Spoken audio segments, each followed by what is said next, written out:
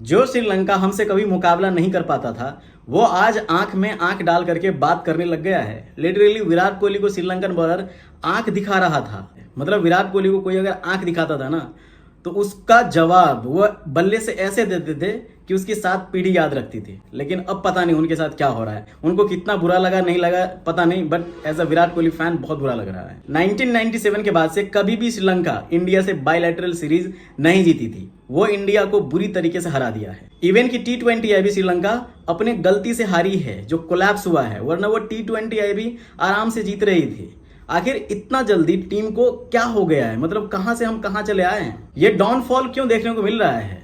गंभीर एरा करते करते ये कौन से एरा में हम पहुंच गए हैं? 2024 में एकलौता ओडीआई सीरीज ये हो रहा था, इसके बाद नहीं है ना इससे पहले था, वो भी एकलौता सीरीज हम हार गए। इतना ही नहीं, अगर कोई पूछेगा कि ऐसा कोई साल बताओ जिसमें इंडिया एक भी ओडीआई नहीं जीती है, तो वो 2024 कहलाएगा।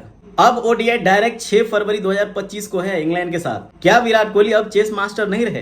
क्या इंडिया स्पिन नहीं खेल सकती? क्या इंडिया अपने ही देश में बब्बर शेर बनते रहते हैं? क्या गिल सिर्फ अहमदाबाद के प्लेयर हैं? क्या बुमराह के बिना इंडियन बॉलिंग लाइनअप बहुत कमजोर पड़ जाती है? क्या सिराज फॉर्म से जूझ रहे हैं? क्या गंभीर एरा इंडियन क्रिकेट के लिए डाउनफॉल वाला होगा? जिस स्पिन को इंडियन बैटर नहीं खेल पाए, वही स्पिन बॉलिंग को श्रीलंकन ने कूट दिया। कैसे? जिस श्रीलंका को T20 आई में 91 रन से हराए हैं, 50 रन पे ऑल आउट कर दिए हैं, 10 विकेट से हराए हैं, एक बार 302 रन से हरा दिए हैं, उसी से हम 230, 240, 250 डिफेंड नहीं कर पा रहे हैं। 110 रन से हमें हरा दे रहे हैं। कैसे? लोगों ने ऐसे बहुत सारे सवाल पूछे हैं, जीजी से पूछे हैं, बीसीसीआई से पूछे हैं। यस, फैंस है, फैंस को जवाब देना होगा, क्योंकि फैंस के बिना क्रिकेट नहीं है। फैंस अगर क्रिकेट नहीं देखेंगे तो प्लेयर नहीं होंगे। तो इनका जवाब बनता है कि फैंस को जवाब दे, वो बताए कि आखिर क्यों हम ऐसी जलील तरीके से हारे हैं। हम तो वर्ल्ड क्रिकेट में डोमिनेंस करना चाह रहे थे, ऐसे तो नहीं कर सकते ना। कमेंटेटर कह रहे थे कि इंडियन बैटर स्पिनर्स के हाथ को ही नहीं पढ़ पा रहे हैं, जिस वजह से डिफिकल्ट महसूस हो रहा है। बट मैंने तो सुना था कि इंडियन स्पिनर्स को बहुत अच्छे से खेलते हैं। एंड अगर पिच इतना ही खराब था तो फिर श्रीलंकर बैटर कैसे खेल ली इतना अच्छे तरीके से? दो ही चीज हो सकती है, या तो हम खराब बॉलिंग किए होंगे, या तो वो हमसे अच्छा बैटिंग किए होंगे।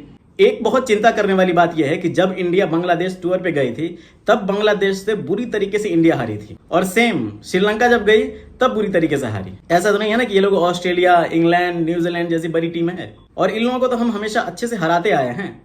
और ऐसा है कि अगर श्रीलंका में या बांग्लादेश में जाकर के उस पिच पे नहीं खेला जा रहा है, तो फिर वैसे पिच इंडिया में क्यों नहीं बनाया जाता?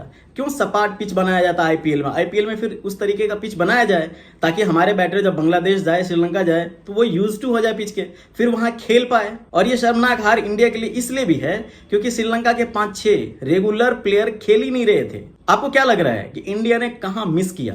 Please comment.